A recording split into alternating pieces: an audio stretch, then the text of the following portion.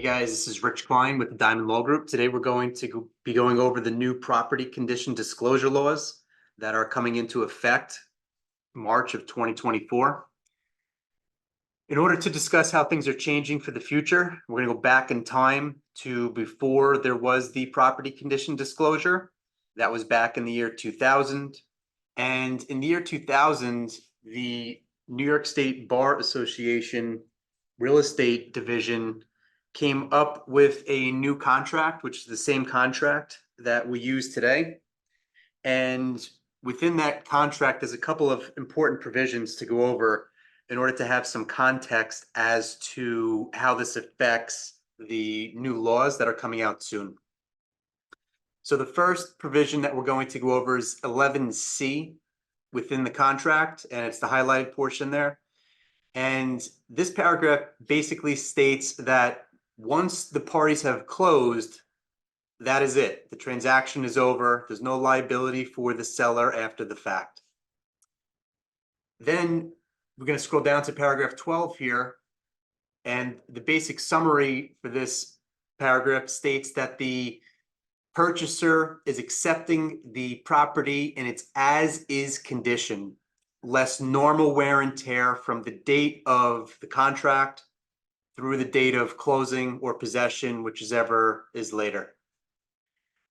You'll see that it also goes on to say that paragraph 12 is continued in paragraph 16E. We'll talk about that in a minute.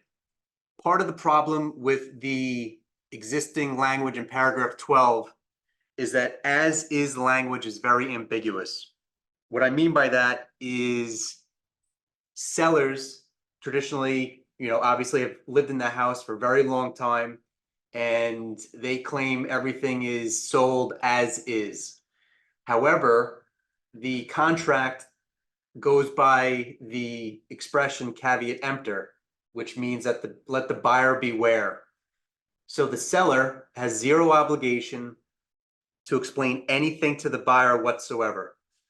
Then the buyer conducts their own home inspection and finds out things that maybe the seller didn't even know at that time, and wants to renegotiate either a price break or a credit or possibly some type of repair. And then the seller doesn't like this renegotiation. They feel like the buyer's acting in bad faith. But in reality, since it's caveat emptor, let the buyer beware, the buyer then needs to familiarize themselves with the seller's property and has the right to renegotiate after the offer has been accepted. And the offer at that time is traditionally only the purchase price, the down payment, maybe the closing date, and the mortgage amount, etc. So the as-is definition, just because the seller says the home is sold as is, it's not necessarily the case, because the buyer can renegotiate.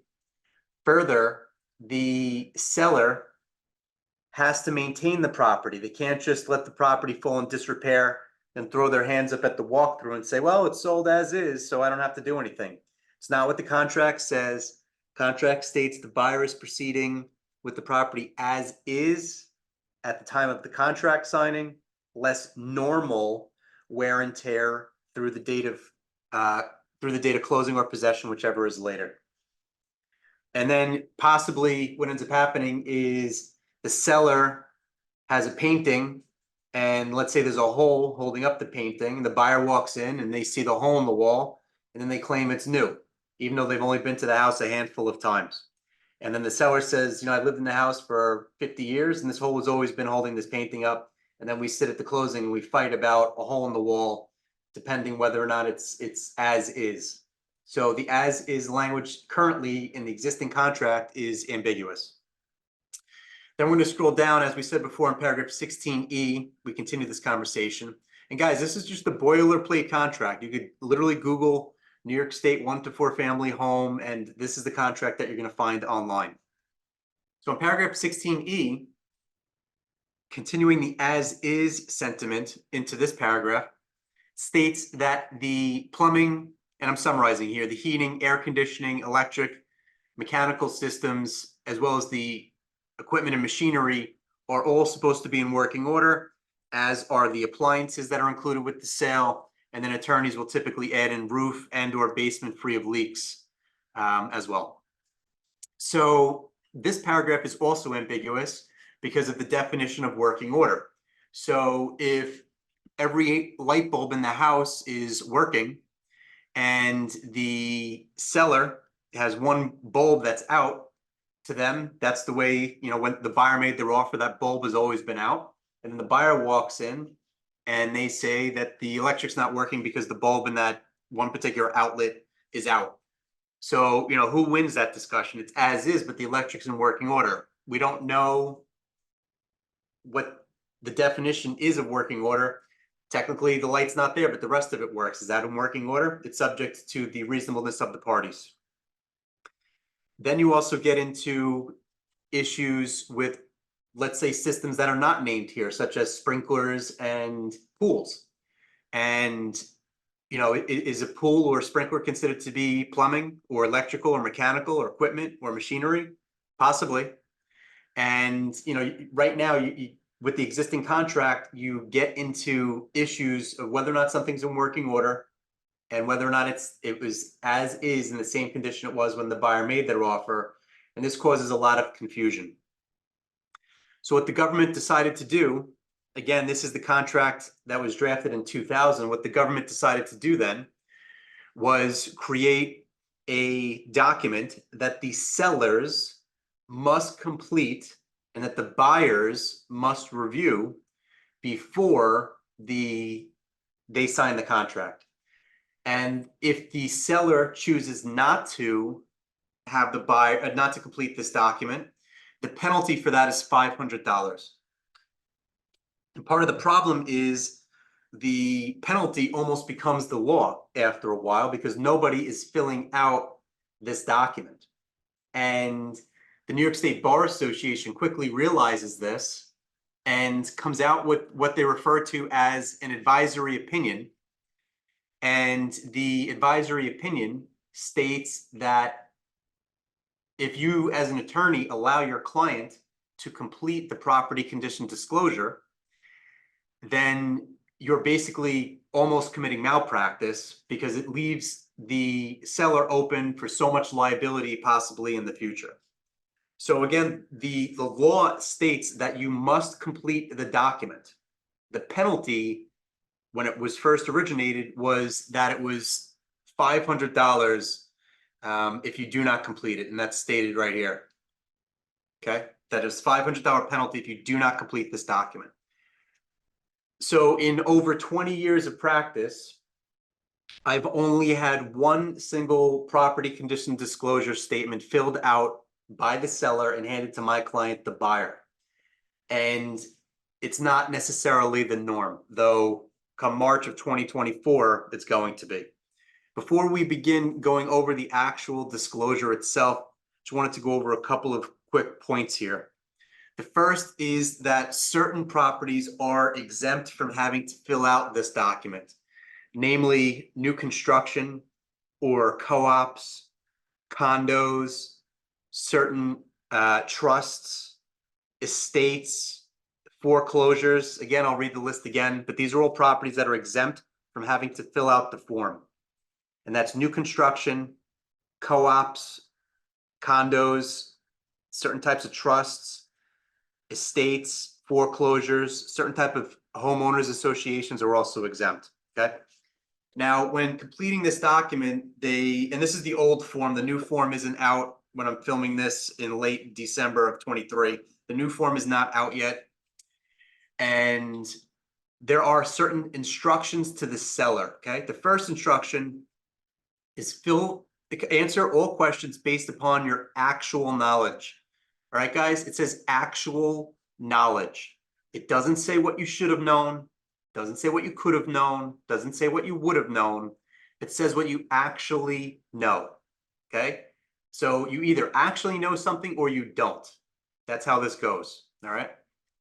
Then instruction C says complete this form yourself. So part of the problem here for all the real estate agents taking this course for continuing education is it is your existing obligation to notify the seller that there is a form and that they have to fill out the form. And then you have them acknowledge it as part of your disclosures amongst the others. However, in the past, real estate agents have not traditionally had attorneys review any of that documentation, including your exclusive listing agreement, or the fair housing, or your agency, or the lead-based paint, etc. You don't have the attorneys review any of these disclosures. In the future, when you hand these documents or DocuSign these over to your homeowners, they're going to possibly ask you to help them complete this form. You need to have conversational ammunition to speak with your homeowners if you are of the opinion that you should not be going over this document with them for liability purposes, which we'll expand upon later. However, if you do not want to fill out this form with your homeowner, you should explain to them that per instruction C of the actual form itself, it says that you are supposed to complete this form yourself. It doesn't say with your real estate agent, okay? So you need to explain to your clients, you're sending over documents, and this one in particular, you can't help them fill out, okay? And we'll expand upon later how we're gonna get around that. The final instruction to the seller is if something doesn't apply, you put NA. For instance, if the house doesn't have solar panels and there's a question about solar panels, you just put NA. Then if you don't know the answer, you're going to put unknown. So part of the problem here is you can't just check unknown for everything. You have to know something about your house. Putting unknown for everything is a circumvention of the law. And if you end up in litigation in the future and the judge or jury looks at your document and they say, okay, did this seller fill this out in good faith? And you checked off unknown for everything, you know, that's not necessarily going to put you in the best of light as the future possible defendant, okay? So unknown should be used sparingly, and that's if you truly do not know the answer. So we're going to begin the document here. Originally, it's 48 questions. Then they add on another 7 questions, all having to do with flood insurance. That brings us up to 55 questions. And some of the questions from the very beginning are not that difficult. Okay, so the first question is, how long have you owned the property? So for most people, this is an easy answer that you would know how long you own the property. If you're really unsure, you find a copy of the deed and you enter that here.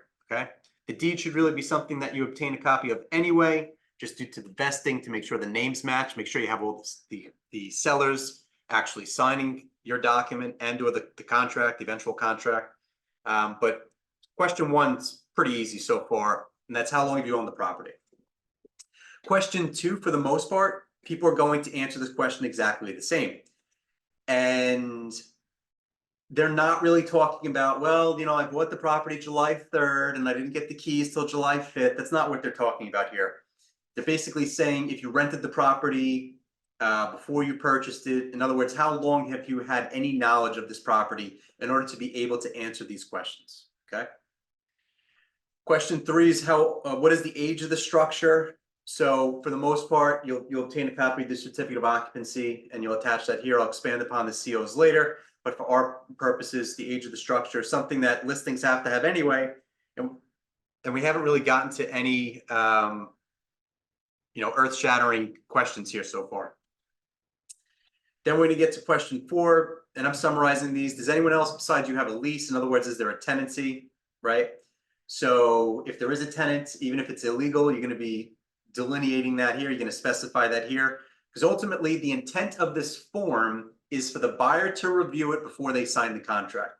If there is an illegal tenant and they are not leaving, you need to put that down here, because you don't want the buyer making an offer, conducting a home inspection, negotiating terms, only for them to find out that there's a tenant in the property that's not leaving. Okay. Next, does anyone else claim to own a part of your property?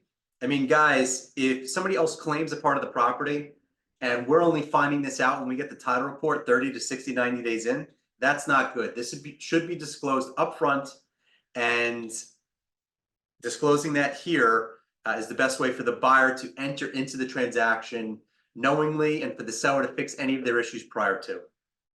Question 6, has anyone denied you access to the property or made a formal legal claim? So if you're a homeowner, can't even get into the property, that's somewhat of a problem. So, again, the thought process behind this document is not necessarily the worst.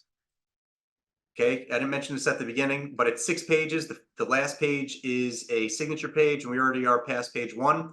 So we're moving right along. Next, is there a homeowners association? Okay. So it doesn't sound like a big deal. However, if you put that there is 0 homeowners association and there ends up being one, for instance, if there's beach rights or somebody has to take care of the grass and landscaping or the snow and the streets, etc., and even if it's a minor homeowners association for, let's say, $500, if you put 0 on your listing and you have a difficult buyer, imagine that, and they don't want to have to pay $500 because it wasn't disclosed to them, and they're going to seek reimbursement from either you or the homeowner, finding out about the homeowners association in advance is not the worst thing. Okay. Are there any gas or utility surcharges for line extensions or special assessments, etc.? So for this, if you're unsure, just attach a copy of your utility invoices here, and we'll expand upon that later. But if you're really unsure, just attach a copy of it. Most people are just going to check off no unless you actually know of any difference. Okay. Then we get to question 9. So far the questions so far should take you about a minute to answer each of them, right? If that. Then you get to question 9. So there's a whole other course that we teach for 1 hour entitled COs and Surveys. And basically what we do is go over the contract in relation to COs and surveys and the title report in order to fix any issues. So I'm going to show you guys the contract again. We're going to get to 16B. Here's paragraph 16B. Okay. It says that the seller is going to provide a CO for a 1-family dwelling. That's all it goes on. The actual contract itself states. Then we as attorneys like to make it a little bit more difficult, and then we exclude all of these items that the seller may or may not have. And part of the problem is it's buyer beware. The seller may not even know what they have. They just say, well, I bought it like this, so that means it's legal. It's not necessarily the case. And what we do is we punt it down the line until we receive the title report. And in case you're not familiar, there's something known as municipal searches, and sometimes they take longer than the actual report itself. And if you're in a town, let's say Babylon or Brookhaven, where it's not available online like Huntington or even New York City, then it could take up to 60 to 90 days to receive the CO search back. And then what happens is there's various remedies within the contract once we're already in contract of how we're going to fix any CO issue. So we said that the seller doesn't have a CO for the deck. And it turns out that when we get the title report, we're saying we don't know if we have a CO for the deck, and then we get the title report, and it turns out we don't have one. So here's the remedies, right? Keep in mind, we're trying to close now because we're already 60 to 90 days in. The buyer locked their rate. Maybe the seller's purchasing something else out of state. God forbid it's new construction, because we all know how that's going to go. The seller's feeling a lot of pressure. The buyer locked their rate. Their lease is expiring and we're trying to close. Then we find out mid-transaction that there's no CO for the deck. And so here's the remedies, which everyone loves oh so much. First one is we hold money in escrow, right? You know what escrow means to the seller? It's basically the kiss of death to any money that they're holding, in escrow. So they don't want to do that. Then the second option is we give the buyers a credit. The buyers want $80,000 and the seller wants to give them $8, and we're not even speaking the same language. And then we spend a long time fighting about how much of a credit it is, and both parties are unhappy at the end. And meanwhile, we're trying to make this experience positive for the buyers and sellers to ensure ourselves future referrals, and they hate each other because there's an open permit or there's a missing CO for a deck, right? So this is their experience with the COs, and somehow that negatively affects us and our referral sources for the future. The third option is the seller can take it down, right? If the deck is illegal, it has no value, and then the buyer wants reimbursement for that, but they're not entitled to it because the deck is illegal and they're not buying illegal structures. Fourth option is we just wait for the CO to come in, which is never a great option because it always takes far longer than the parties would prefer it to be. Another option is we just cancel, right? Then the parties throw their hands up and they say, you know what, enough is enough. We'll just cancel. And 60 days in, after the buyer spent money on the appraisal and their home inspection and commitment fees and title and survey, they're going to be thrilled. And the seller, who's had to carry the house and maybe markets have declined, is going to get less for their property. Let's just say due to even seasonality. Then everyone dislikes one another, and we're trying to get referrals out of it. And you can see that it's not a great way for it currently to be handled. So the summary of that 1 hour long continuing education course is to take a copy of the actual COs, which you could obtain from your clients if they have it. If they don't, there's ways to research who the title company was at that time to ask them for their records. You or your homeowners can file a FOIL, the Freedom of Information law request in order to get these things. And you attach it to the contract for paragraph 16B. Then you state to the buyer's attorney or to the buyer directly, depending on when they get the property condition disclosure we're filling out. And we state, this is all the seller has, this is all we're going to be obtaining. And if you are proceeding, you're proceeding as is. If you want to check with your attorney, if you want to check with your lender, go right ahead. This is all we have. This is all we're going to be obtaining in the future. And when we receive the title report, if you find out that I don't have a CO for the deck, that's on you because you're proceeding as is. All right. So the question 9 is one that's going to take some time to fill out. You can't just have your homeowner write, yes, there are COs, and that's because I bought the property like this. You also should not be very specific as to what you are excluding. For instance, we are not representing the basement. Well, if there's 20 other things that actually technically require COs, the more specific you are to your exclusions, the less the more liable you will be in the future when you are receiving the title report. They're going to say, well, you excluded 3 things, but you don't have one for the AC, so that means you have to get it. You're better off not stating anything about what is not represented. Alternatively, you state, this is all we have, this is all we're getting. If you sign the contract, you're proceeding as is. And if there's going to be a negotiation about it, let's have that up front so the parties are aware of their responsibilities, as opposed to all the myriad of problem remedies that we have mid-transaction. Okay, so that concludes the general information. And now we're going to move on to the environmental questions. Okay, so the environmental questions, I know that there's going to be a lot of homeowners out there that are afraid of being sued in the future for fear that they didn't fill this out correctly. There is no perfect way that you can fill out this document in order to exclude any lawsuits or liability in the future. Now, what do I mean by that? Even if you put your hand on a Bible and you're hooked up to a lie detector polygraph and you fill this thing out to the best of your ability based upon your actual knowledge, the buyers could still sue you even though you filled it out to the best of your ability. Does it mean they're going to win? No.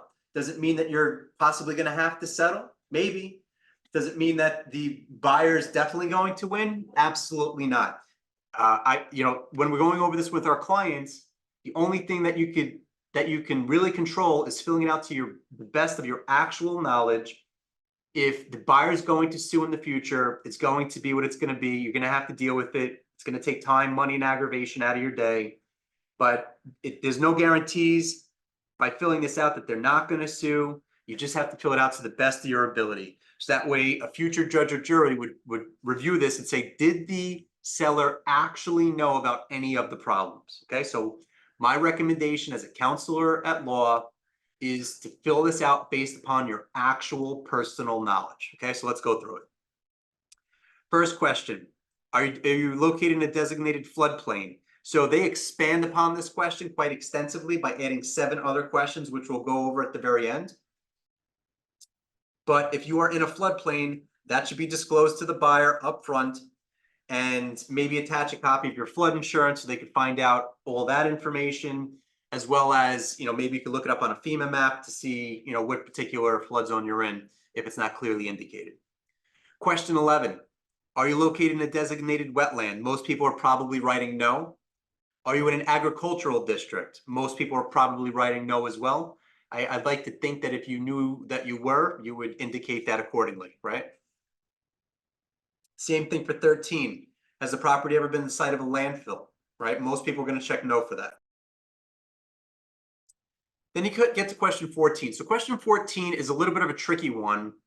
That's because nowadays, prior to the actual requirement of the property condition disclosure, some attorneys would want this representation in the contract.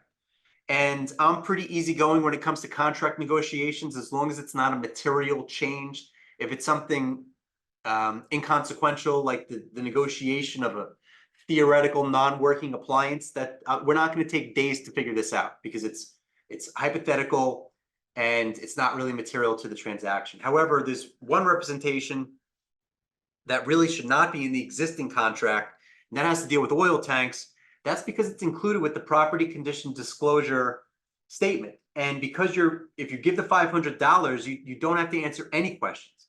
The buyer's attorney can't pick and choose which questions you can and cannot answer.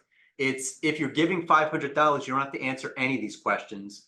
However, that's all going to be changing come March 24, because now this question definitively needs to be answered. And that is, are there or have there ever been fuel storage tanks above or below ground on the property? So part of the problem is actual knowledge. So you buy a property, you have no actual knowledge that the house used to be heated by oil. You then sell the property a few years later. That buyer's new buyer comes in with their own home inspection and then finds evidence of an oil tank, an underground oil tank. Let's say there's a cutoff pipe, and the seller, who had no knowledge of it at that time, would just check off no. And then could they be sued in the future because the buyers found evidence of an old pipe after the fact? Possibly. It comes down to whether or not the seller actually knew. In some counties like Nassau, you could research this online, though the website's not all too accurate based upon past client experience. And then in Suffolk County, you may have to contact New York State Board of Health.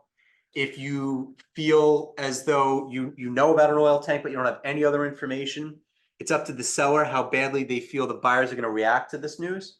And they may want to conduct their own self-remedy by hiring a company to come out there with metal detectors and environmentally, test the tank to see if there's any leaks. Typically they don't want to do a pressure test, because that actually causes more problems than good. But they could detect how it was filled with sand or foam, and that way you can fill this out accurately. If you say I know about it, but I don't have any more information, then you let the chips roll, fly where they may. And it's up to the buyers then to interpret this information and adjust their offer accordingly, which is the intent of this document, which is for the buyer to figure out how they want to proceed based upon all of the knowledge that the seller is now conveying them, because it's no longer caveat emptor. It's up to the seller to disclose all of this information to the best of their actual knowledge, okay? Then you get to question 15. 15 is also a tricky one. If you ask most first-time home buyers if they want to purchase a house with asbestos, they probably 100% say no.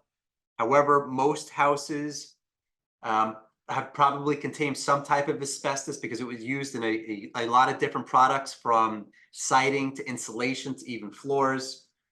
So if your seller has actual knowledge of asbestos, it's up to them how they want to remedy that if it has not already been taken care of, and then provide any documentation to that effect. If they think, or you think, that there is asbestos in the property without any actual knowledge, the seller, it's up to them to check off no or unknown. Suspected asbestos is different than actual asbestos. Okay, so checking off unknown means that, in my interpretation, that they think it may be, they don't have any actual knowledge, so they can't check off yes. And then it would be up to the buyer to see how much due diligence they want to conduct, and whether or not they want the seller to remedy, or if the buyer is going to adjust their offer accordingly based upon the remediation, if any. All right. Then you get to lead plumbing. So, I mean, for the real estate agents listening, you have a responsibility regarding the lead-based paint now that you guys actually have to sign. And traditionally, that document's filled out totally incorrectly to begin with. It's choices like A or B or C or D, and then I get the document back and it's checked off A, B, C, D. So, having the documentation filled out correctly and timely is important. So sometimes, believe it or not, at closings, we actually have the lead-based paint signed. Even though it's traditionally in the contract and the lender wants it, for whatever reason, the agents involved don't have a copy of it and they get it signed at closing. So, guys, God forbid there's an issue with any of this stuff. If you have it signed out of order because you're practicing sloppy real estate, it's not going to bode well for you and your license. So have the lead-based paint filled out from the point of contact and well prior to the date of closing. Again, this is a New York State document, so number 17 has to deal with radon. It's not really prevalent on Long Island, though further up north you get to upstate, then it becomes a little bit more frequent where you're going to conduct a radon test. Question 18 talks about all these different types of things which might have spilled onto your property. Generally speaking, you're going to know about that. Question 19, has the property been tested for any of them? Again, you would know. Question 19A is, has the property been tested for indoor mold? So for this one, out of all of the issues we've discussed so far, from lead paint and asbestos and oil tanks, etc., those are not really home remedies. If any of those things, God forbid, had taken place at your property, you're going to need to hire a licensed and insured inspector and company to come in and take a look at it. But for mold, sometimes, depending on the severity of it, the remedy for mold is usually bleach or a Clorox wipe or spray. And as long as it doesn't return, it's generally not so much of an issue.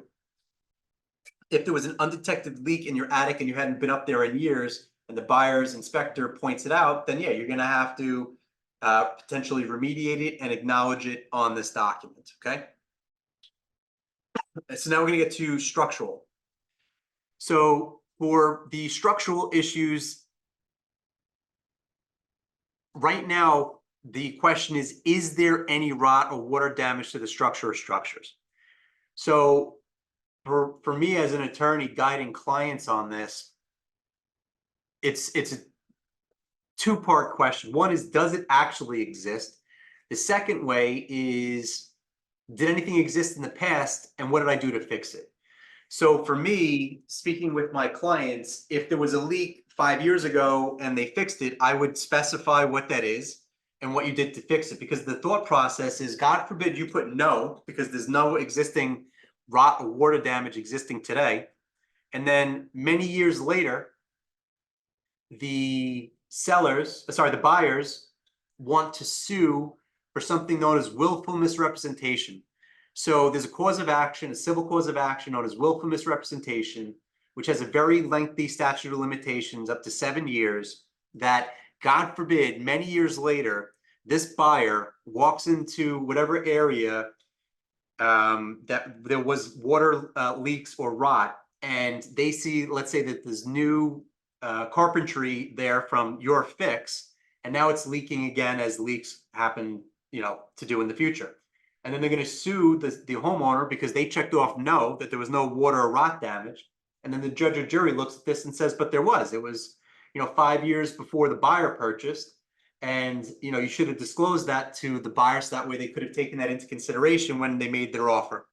So my thought process is, disclose everything and let the buyer proceed as is, because if you check off, yes, 5 years ago there was a leak, then God forbid that leak happens in the future, up to 7 years in the future, and then the buyers want to sue the seller because of the leak, they really can't, because the seller disclosed that they checked off, yes, that there was an issue many years ago, here's the proof of remediation, and the buyer proceeded as is, which would preclude any type of successful claim. Then you get to smoke or fire damage. Same thought process. If there was a fire, most people aren't going to want to hear that when you're purchasing a property, but it's better to disclose it, the buyer proceed as is, and that will preclude any successful claim in the future.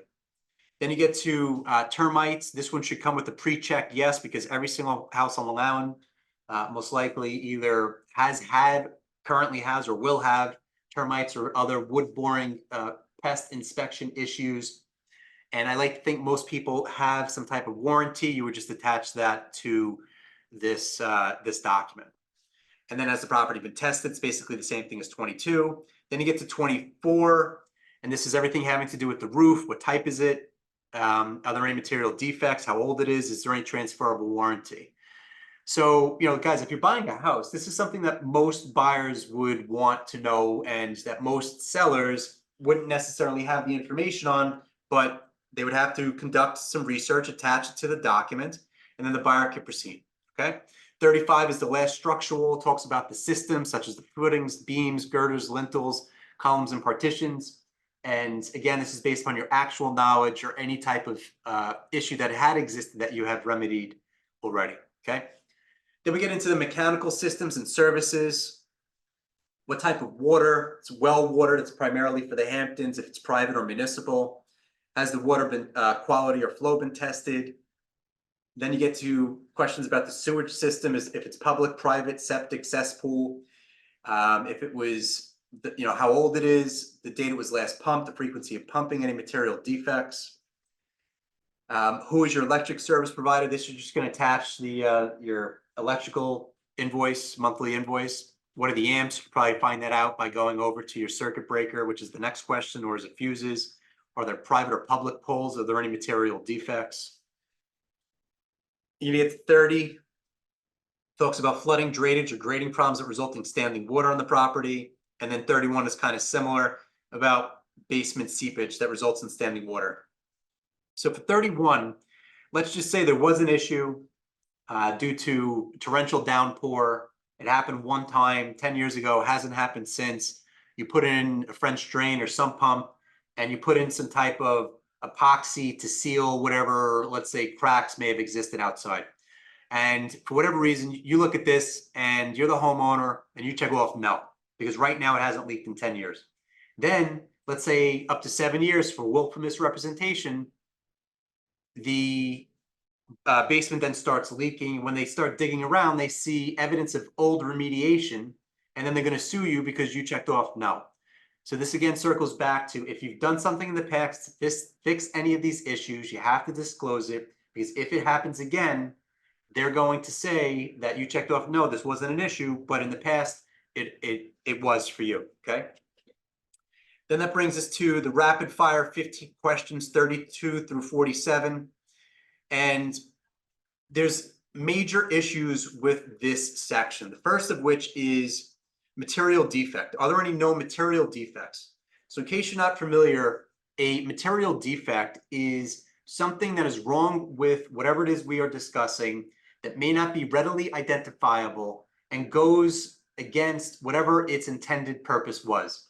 So if there's a crack in the foundation, that is a material defect to the foundation, because the foundation can't do its job as a foundation if it is cracked.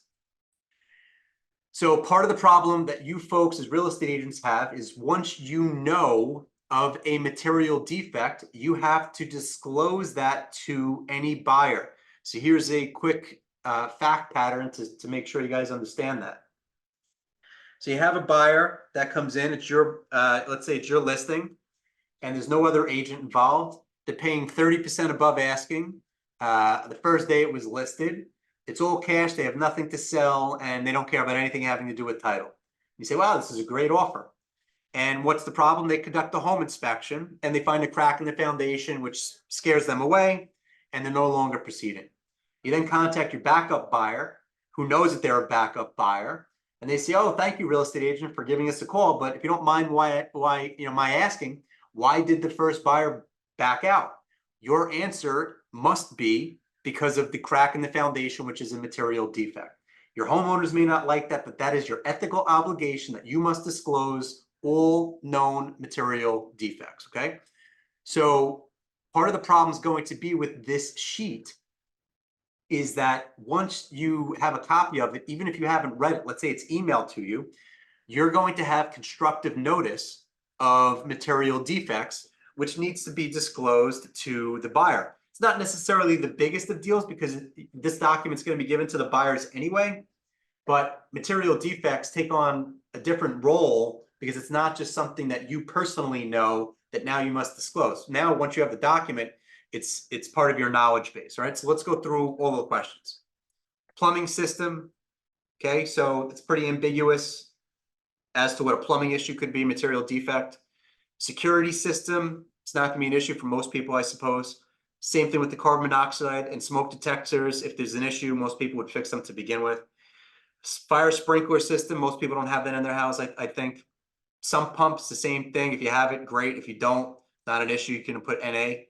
Foundation slab, again, actual knowledge of material defects. Interior walls and ceilings, most people I would like to think, are just going to check off no, unless you actually know of something. Exterior walls and siding, same thought process. The floors, you know, I can't imagine most people are going to put a marble on it or, you know, level it to make sure that it's even.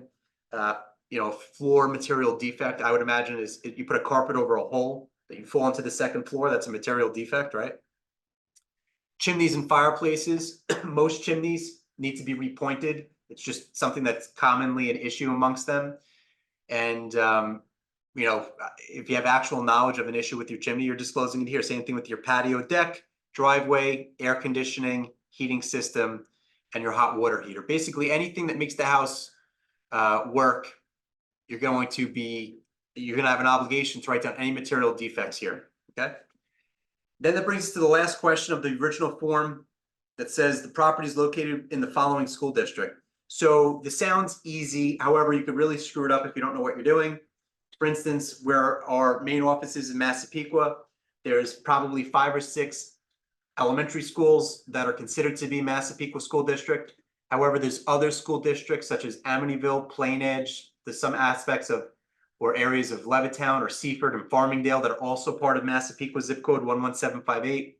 So just because you put your you know, the listings in Massapequa doesn't mean that the school district is Massapequa. So be very specific with your school district disclosure. You folks already have to do that. You can't just write call listing agent because you don't want to put it in writing.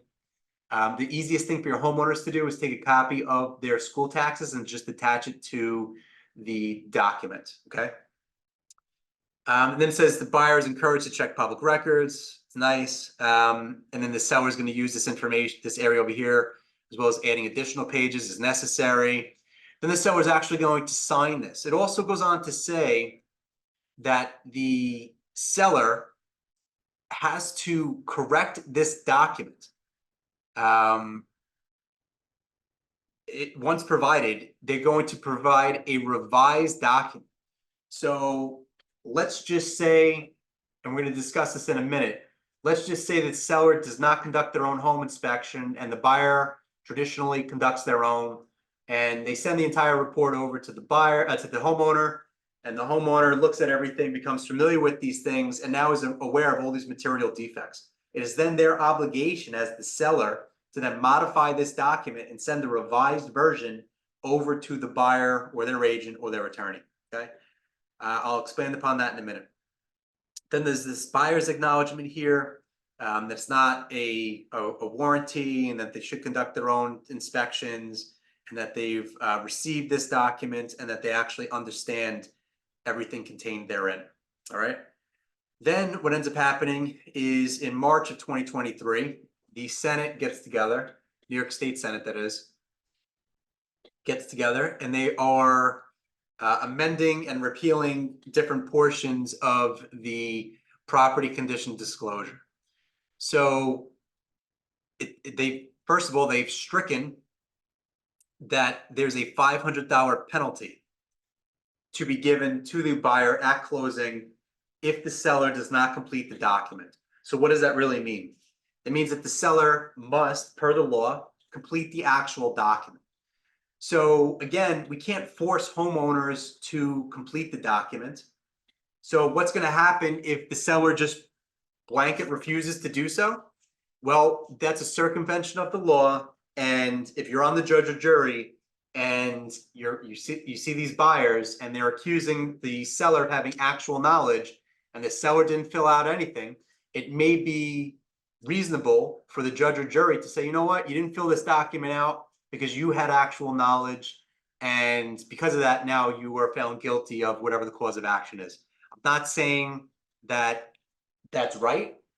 I am saying that when the judge gives instructions to the jury that the burden of proof is that the plaintiff needed to provide actual knowledge, once the jury goes back to deliberate, all bets are off. The jury could figure out whatever they want to figure out at that time, And if they feel bad for these buyers, and it's 50-50 as to whether or not, because they're not psychics, whether or not the seller had actual knowledge. If you don't fill out this document, or you fill it out with all unknowns, for me, if I can imagine and see the jury voting for the buyer for that very fact alone. Again, I'm not saying it's right or that it will happen, but imagine yourself on the jury and the seller just totally didn't fill out this document, and the buyers were damaged by something that you feel that the seller had actual knowledge of, okay?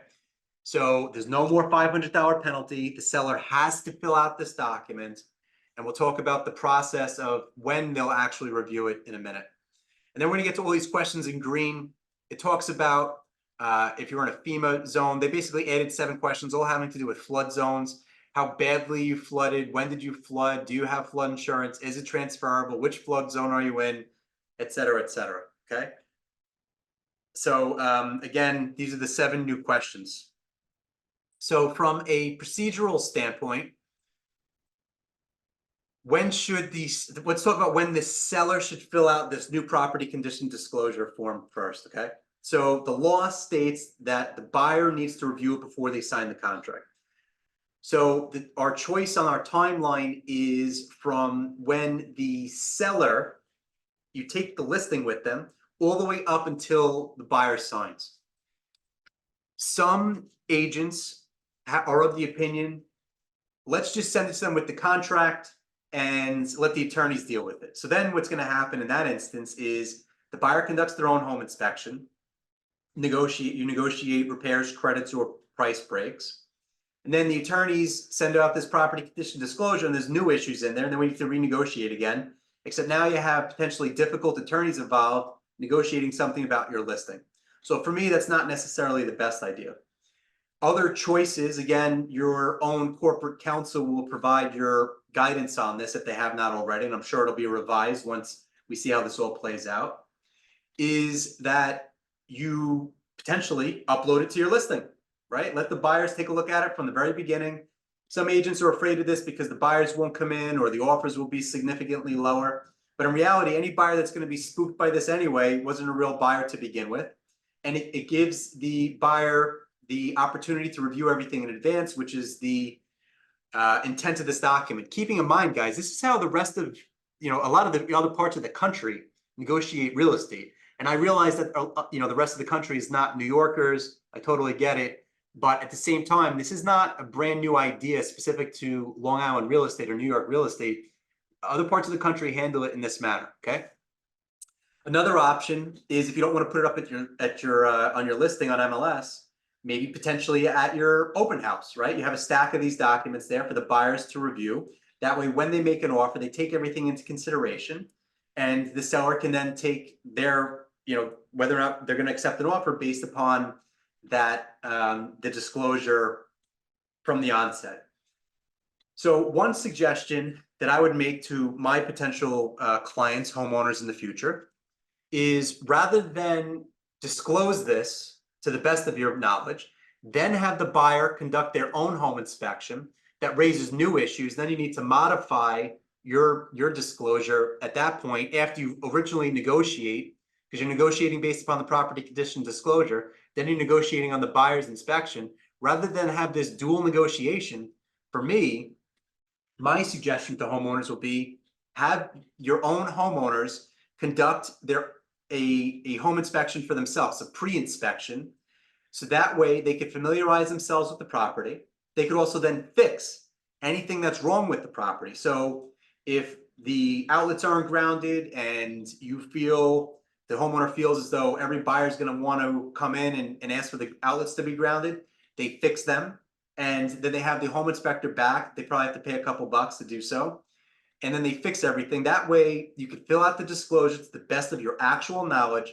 You attach a copy of the inspection with all of your utility invoices, with your survey, with your deed, with your certificate of occupancy, with your title policy, title owner's policy. And you say, this is every single possible thing you could want to know about the home. When you make an offer, take this into consideration. And, if your homeowner was unaware of something, then became aware through their own inspection, then disclosed it to the the buyer proceeds as is, and that same issue comes up in the future, your seller's presumably off the hook because they familiarize themselves with the property, because most homeowners are unaware of how things are going to be looked through the homeowner's lens, and then disclosed it, the buyer proceeded as is, and that should be preclude any liability. Okay, keeping in mind, guys, if the homeowner, when they receive their report, there may be things disclosed in the report that they really didn't know. Let's just go back to question 13 that has to deal with asbestos. And the home inspector comes in and says, this is possibly asbestos. Even though I'm a handy guy, I'm not qualified to give a definitive actual answer on this. You may want to get it inspected. Then the homeowner at that point could come in and conduct their own remediation if they want to. Or in that instance, then they would write unknown and refer to the home inspector report to say, this may or may not be, I don't have enough actual knowledge at this point to answer that particular question. Then the buyer comes in and, God forbid it ends up being asbestos in the future. Could they sue over it? They could always sue over it. Is it likely that they're going to win? Probably not, because they wrote unknown and they refer to the home inspector's report where it said it may or may not be, proceed as is, and that's all we're willing to do. Now, I also understand that some home purchasers may want to conduct their own inspection. However, in a limited inventory climate seller's market that we're in, for me, most sellers, I would like to think if it doesn't cost them money, which their own inspection would, and it doesn't cost them time, which getting the report often does, and they could proceed literally by reviewing the report and by reviewing the property condition disclosure with all of the associated utility invoices and title documents attached to it, they're ready to proceed at that point. And yes, different home inspectors could find different things. I'm not trying to claim that they wouldn't, but the home inspector, as hired by the seller, doesn't have any exclusive relationship with them. They're going to disclose everything as if they're total strangers. It's an arm's length transaction. So for the sellers, my suggestion is to conduct a home inspection report yourself, disclose it to the buyers. It'll save time. It'll save money if buyers just go with the flow. And it'll also save time whenever they negotiate. If you also want to fix any issues, you can do so. And when the buyer proceeds, they'll proceed taking that into consideration the first time around, okay? Then the last suggestion that I would make is that I realize that 100% of the real estate agents that I have met with over the last practical year since this disclosure came out in, or the new law came out in March of 2023, I've met with thousands of agents, and not one single agent raised their hand when I asked them, hey, do you want to go over this document with your client? And their number one reason for that is liability, right? You don't want to be held liable. The reality of it is, if the buyer wants to sue, they're going to sue you, they're going to sue your company, they may even sue the attorney, they may sue the seller's home inspector, they're going to sue everybody. So there's no perfect way for this document to be completed that's going to preclude you from the real estate agent from having liability as it is, right? Keep in mind, you already have liability. If you fill out the taxes incorrectly because you didn't put the non-star exempt, or if you got a city or village tax, if you put that it was 4 bedrooms, it's actually 3 that are legal, you already have liability. So, this document really doesn't change all too much, but our suggestion, and, if you kind of zoned out for the last couple of minutes, and this is the one thing you got to zone back in for, and that's the most important aspect of all of this, is I realize that you do not want to complete this document. And that's perfectly fine, because you know who does? We do. At the Diamond Law Group, we'd be more than happy to meet with your clients to go over this. It's 55 questions. You could probably answer 90% of it without really all too much work. We have to do a lot of research online to make sure everything is accurate. But there's 2 other reasons that we would love to go over this with your clients. The first of which is we have attorney-client privilege. Real estate agents have their own ethical confidentiality duty. However, that's not a court-ordered privilege, as is attorney-client privilege. So your clients can come in, they could tell us and disclose to us certain things that happened in the house and get our opinions as counselors at law to go over this in a confidential setting. Second reason is, from a litigious standpoint, we can go over with your clients the best ways in which they should answer these questions to not be leave themselves open for liability in the future.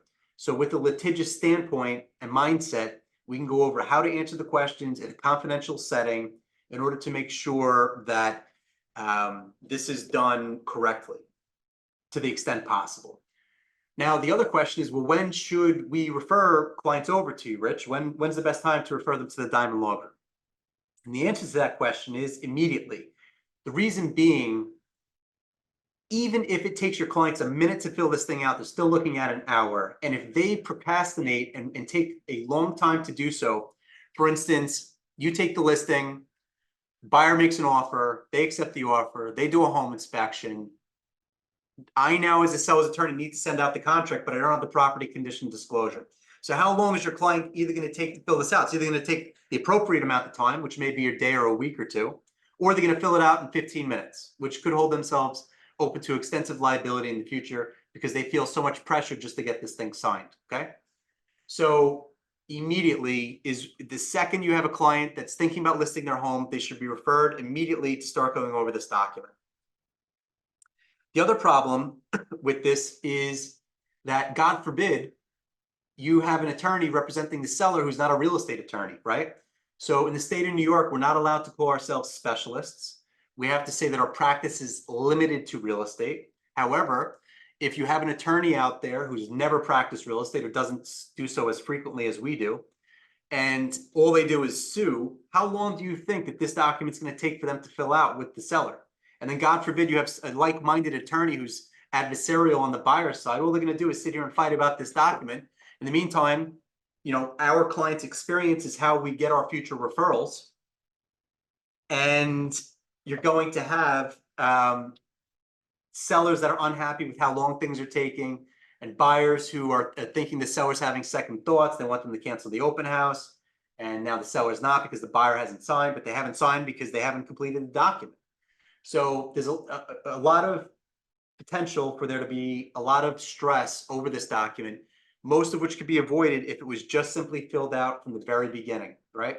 Because take a guess at what most clients are doing when they call us from an introductory conversation, a consultation.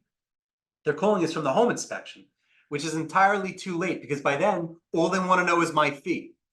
And if you're only looking for my fee, I can pretty much guarantee you that I'm not the cheapest, because I don't see value in hiring the cheapest person. Okay, you get what you pay for type of mentality.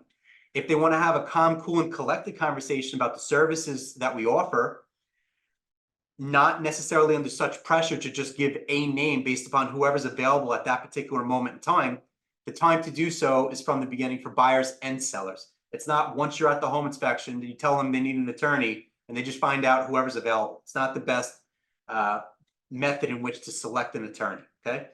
So for us, having your homeowner referred as soon as possible to complete this document, because it will take some time to fill it out accurately, is the best way to handle this process.